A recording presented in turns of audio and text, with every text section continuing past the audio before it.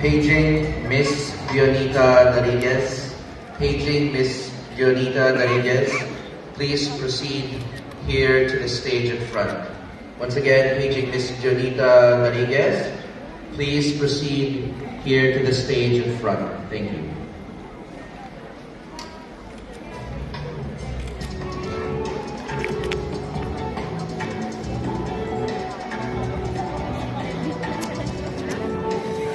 Ang ganda ko.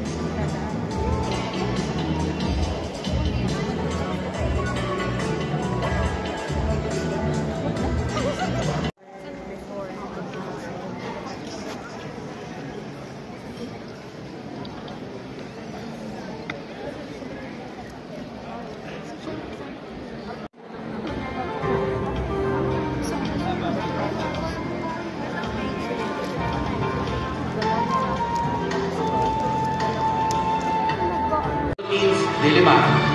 Eliza G. Cancino Camongo. Our Chair, Dr. Danilo Solayo, and all the officers.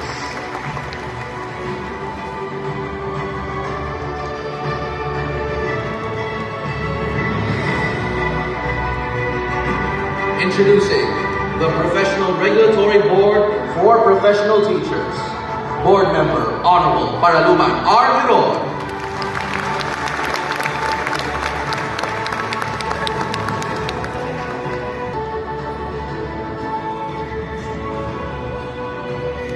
Board Vice Chairperson, Honorable Paz I. Lucido.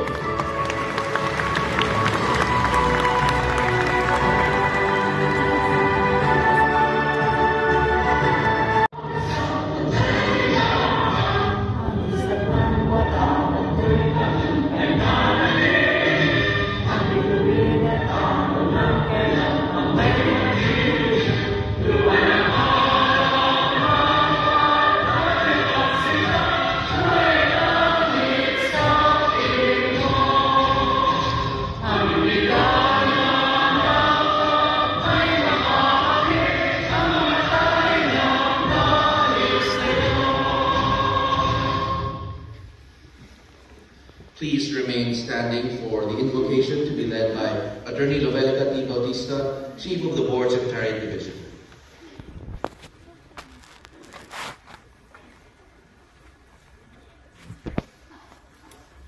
Let us all hold ourselves in the presence of God.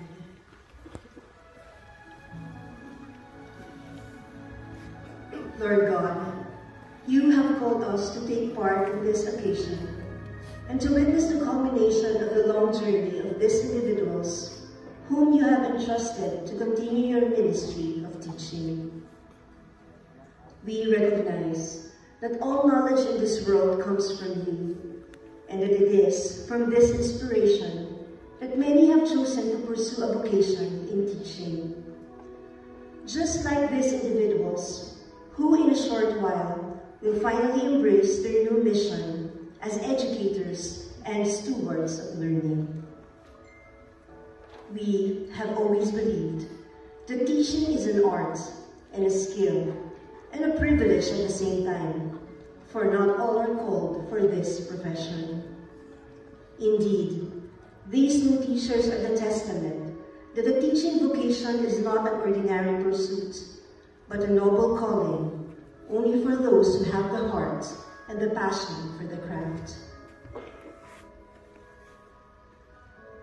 And as these individuals will soon step into their new role, We implore your continuous guidance over them.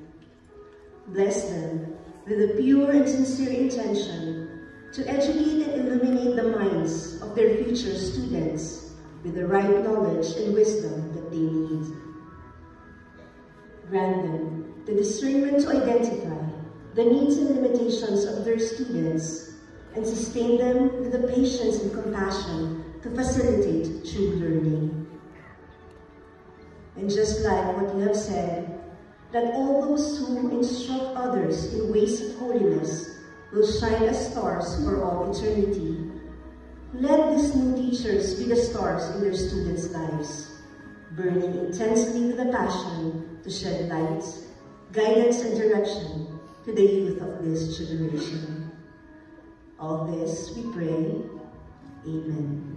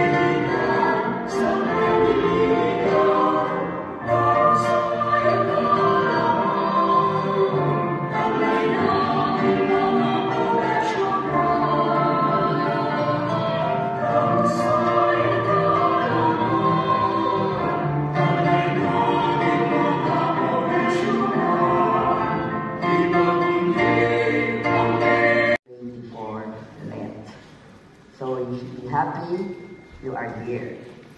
Congratulations.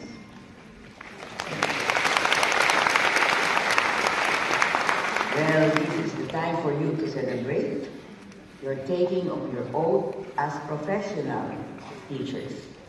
But this will not happen without the support of the following: the Professional Regulations Commission, PRC, the government agency mandated to regulate the practice of 46 professions, of which the teaching profession is one of them.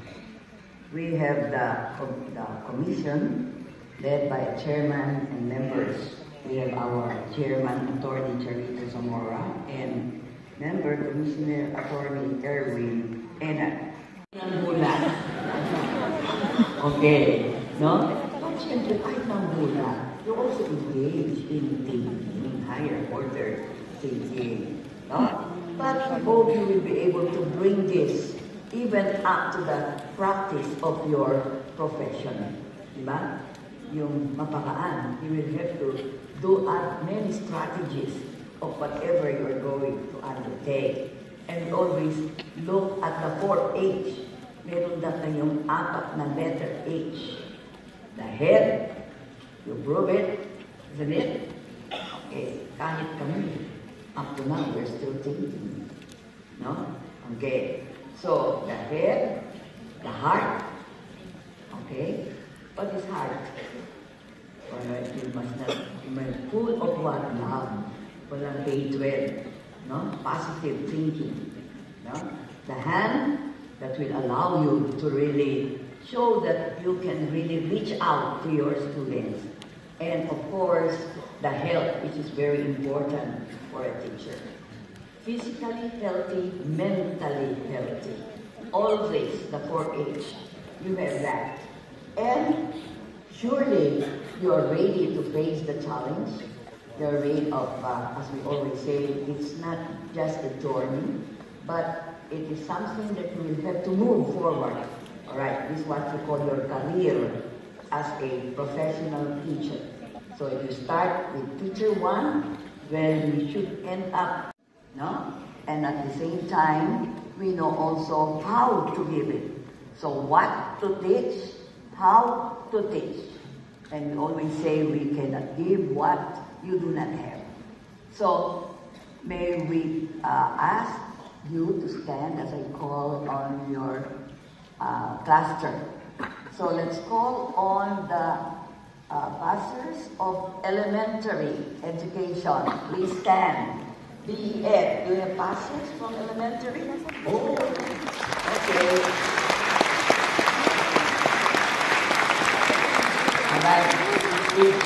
Teacher Joey, Teacher Emil, Teacher Mary. You're always addressed like that, isn't it? From preschool, kindergarten, no, 1, 2, 3, they call you teacher.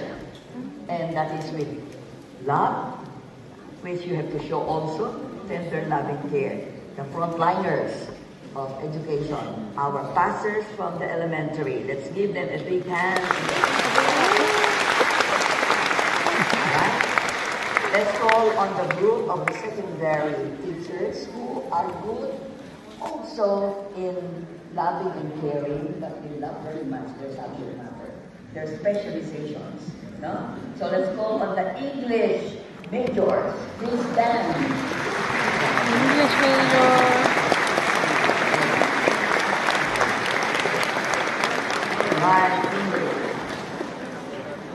Filipino major. Filipino.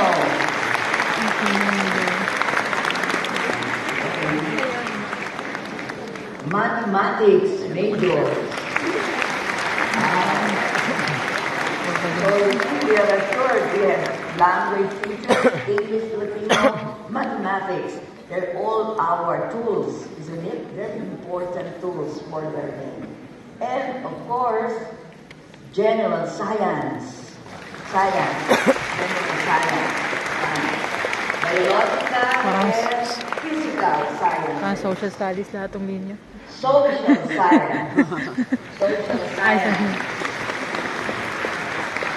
Social science. General science sa laboratory, itong social sciences, social. Society, you bring peace. Diba? You are bringers of peace, goodwill, good human relationships. No? Issues and trends, mga marites daw kayo. Pero scientific, social science. Alright. Congratulations, social science. Alright. Then we have values education. Values education.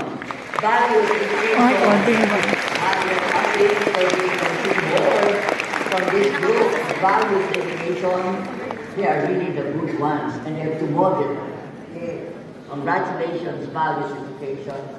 Then we have 2 other subjects which we have to give because they are very much in need. The DepEd is very much in need of these 2 subject teachers. TLE majors.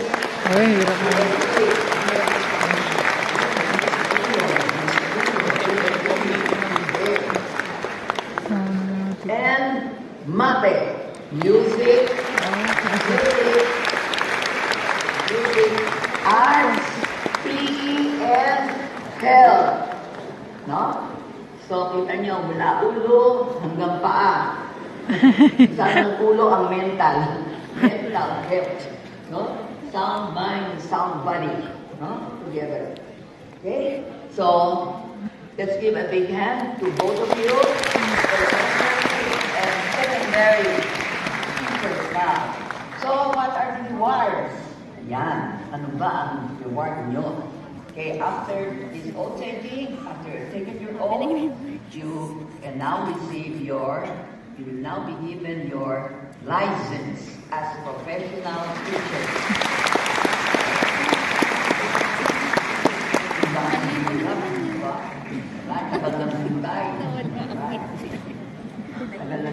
Okay.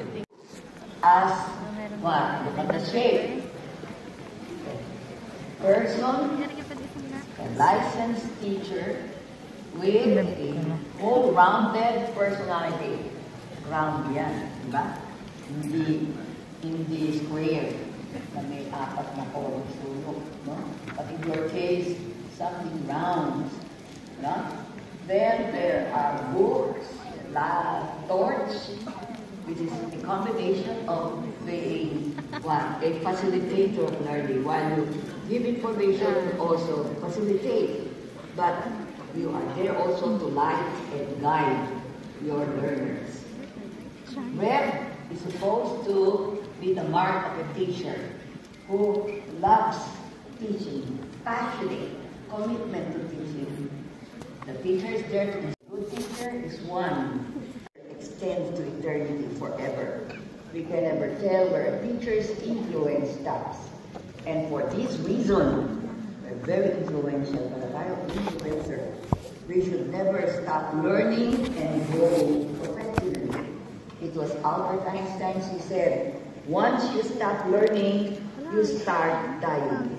Continuously strive to improve, not just for your students, but for yourself. Lifelong learning is not just a requirement. It's the essence of becoming the best version of who you are.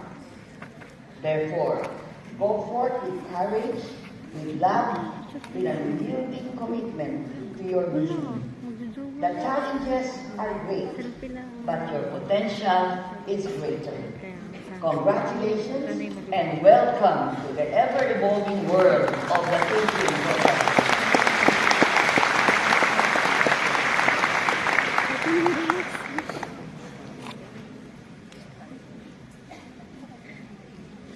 Thank you very much, Honorable Lucido.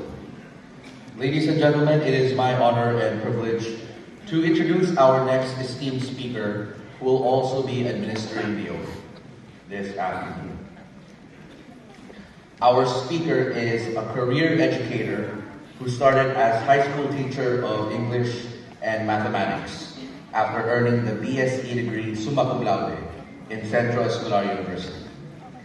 She steadily rose the academic ladder through merit and regular honing of her expertise in teaching, research, curriculum and evaluation and development, quality assurance, and educational administration, which culminated to her appointment as the 6th president of Centro Escolar University, the first to rise from the ranks from 2001 to 2007. Our speaker reached the summit of her teaching career when she received 2 prestigious awards: the Outstanding Professional Teacher, awarded the year 2000 by the Professional Regulation Commission, and the Outstanding Professional in the Field of Teaching, awarded in 1997 by the Philippine Federation of Professional Associations. She has produced numerous research-based articles, books, and instructional materials. A recognized leader, she served as president of the following professional organizations: the Philippine Association for Teachers, the Professional Regulatory Board for Professional Teachers. Ladies and gentlemen, please welcome Honorable Rosita L. Navarro.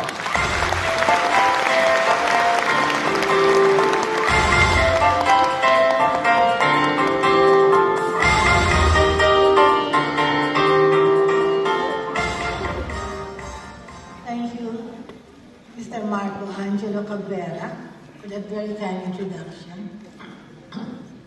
Greetings of peace and best wishes to the distinguished guests on stage, parents, educators, ladies and gentlemen, my dear inductees. You look so radiant today, in spite of the fact that the day is almost over. When it reflects in your faces that you are very much relieved. The sleepless nights are over, the doubts, the waiting, the apprehension, they're all gone. And so we believe that the greater the conflict, the more glorious the triumph. So you are triumphant, and I congratulate all of you.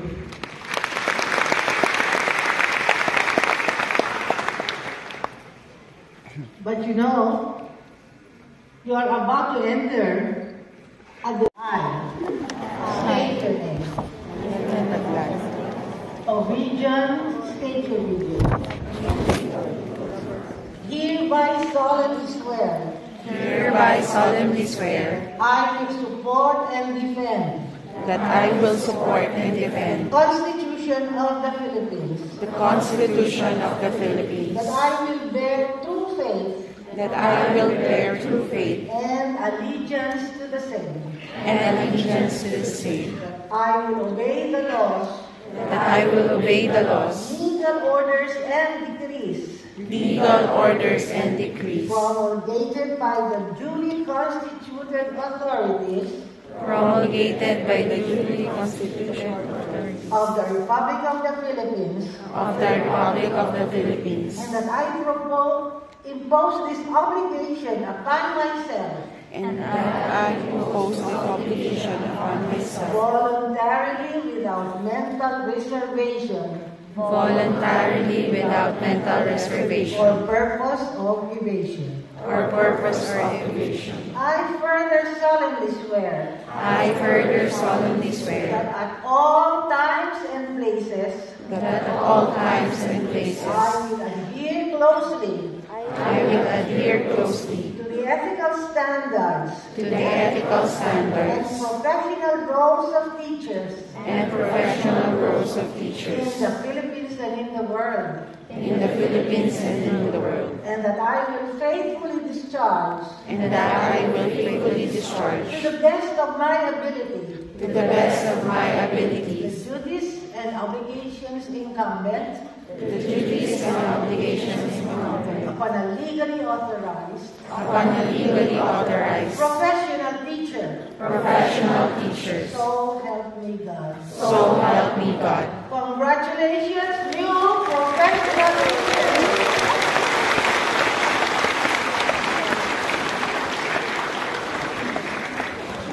And now the climax. When you get home today and you chance to write your name, you will affix the initials LTP, Licensed Professional Teacher. And so, when you take out your badge, you'll get it in, but don't pin it on yourself. In case the professional teacher will rescue. Thank you very much, Mr. Mark Antonio Cabrera. Fellow workers for human rights Closing and remarks na. through education, the international legendary icons of the teaching profession, and the chairperson of the professional development of teachers. This oath-taking ceremony brings to mind the famous words of Spider-Man. And may I quote, "With great power comes great responsibility." When translated in Filipino using the millennial lingo, ito ang sasabihin.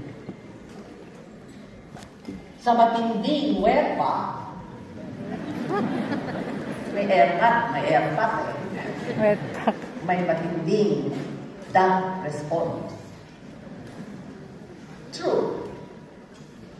You, new teachers, the local professional teachers of the land, have tremendous power to create change. You have the power to build lives. You have the power to influence your students so they become responsible, creative, God-loving Filipinos. So, huwag niyong kalimutan yan. Meron kayong responsibilidad. Meron kayong malaking influenza. And perhaps, to help you face the challenge of translating your own into action, of bringing what's there. If educators generate leaders who are cognitive giants but effective piggies. So don't forget, help shape future leaders with virtues. Next, commitment and excellence. As professionals, you pledge to uphold the highest standards. Continue to deepen your knowledge, expand your understanding and skills, and navigate the complexities of education. Ask me how. How? Mahina? How? By staying updated in best practices. As lifelong learners, you continue to update and upgrade your competencies as teachers. By collaborating with colleagues, everyone is expected to be a member of a team. TEAM. Together, everyone achieves more. And adapt to changing educational landscapes. And last, make your mark. Create a niche in your life as a teacher. So as you continue your journey, remember every drop counts. Collectively, you'll form an ocean of knowledge, compassion, and innovation. Go forth and transform lives. May I cap this reminder by quoting Dr. Abdul Kalam. And I quote, teaching is not a profession, it's a passion. Without passion for teaching, one can't be a good teacher, unquote. I beg to differ in the first line. Teaching is the most noble of all the professions. But I agree with the second one. Passion is needed. Passion is the twin brother of teaching. Without the fire and the bell, without passion, you cannot teach exceedingly well. So, if you believe in Jack Ma's statement, you know, Jack Ma is the CEO of Alibaba, and he speaks about the technology of AI. And AI has come to our shore. We have already embraced AI. And so the challenge is, how do you leverage AI to improve the teaching learning? Made of chips. So naniniwala ba kayo mapapalitan kayo ng rock? So you join us in the celebration of your success. You have taken your own as professional teachers. You have expressed your thankfulness and gratitude to the people who have been with you in your journey till you reach this significant milestone in your lives.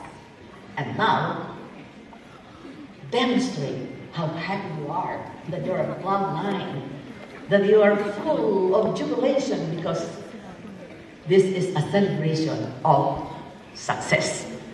May I now ask everyone to join us in this dance of celebration. Yes. Now, you can ask our Mape Majors. Mape Major! Katabi ko Mape Major! Katabi ko Mape! Baka soksay kami dito. Red-haired guy over there. Mape! Kilala. Rise and shine.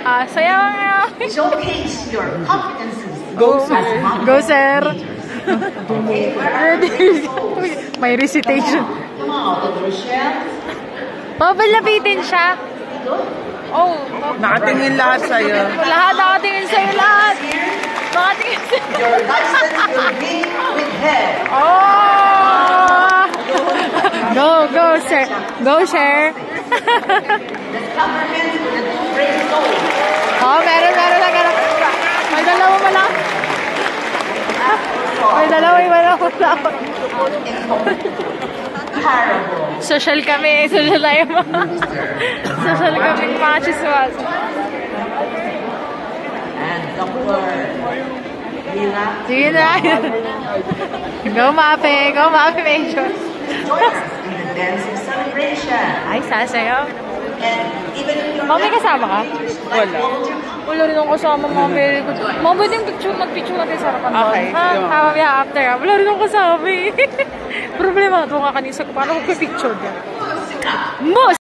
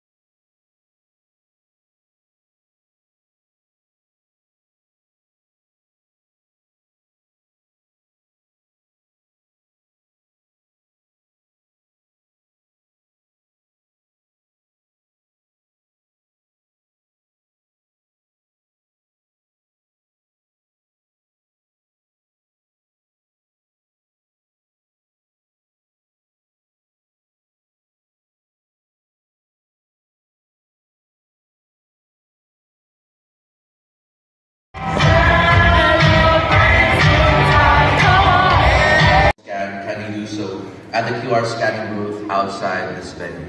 Also, outside this venue as well. And that concludes this afternoon's program. We kindly request all guests to exit the venue in orderly fashion. This has been your Master of Ceremonies, Barbara Cabrera, now signing off. Have a wonderful day, everyone. Congratulations. Aboy ang Guro Pilipino! Congrats po. Congrats, Char! Congrats! Congrats, Char! Congrats, Char! Mabuhay ang Gurong Pilipino! Kahit wala salary increase! Mabuhay!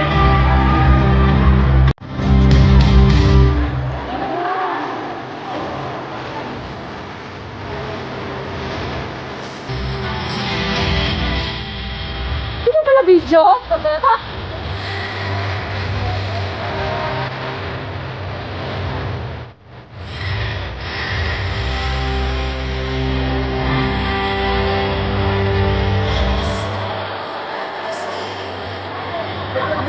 Hello, yun mo. Ano ba? Or sa labas?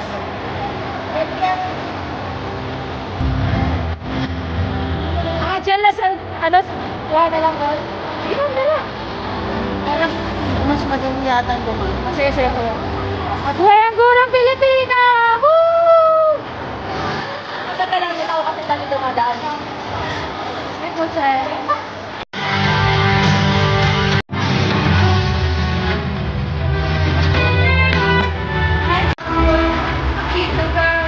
Okay na, namis na.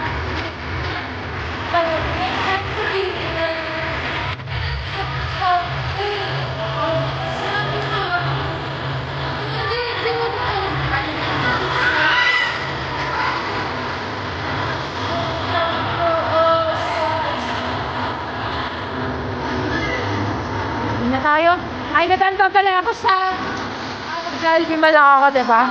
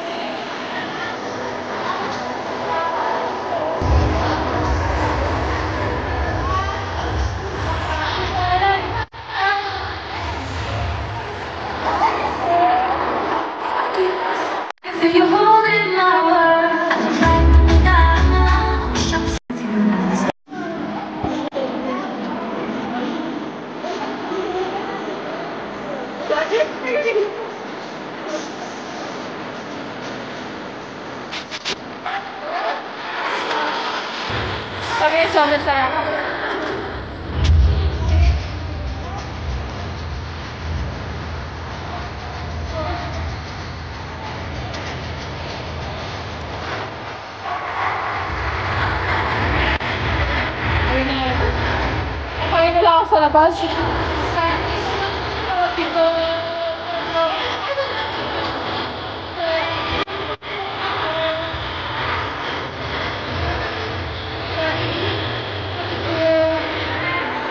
Ay, malapit ba kainan dito?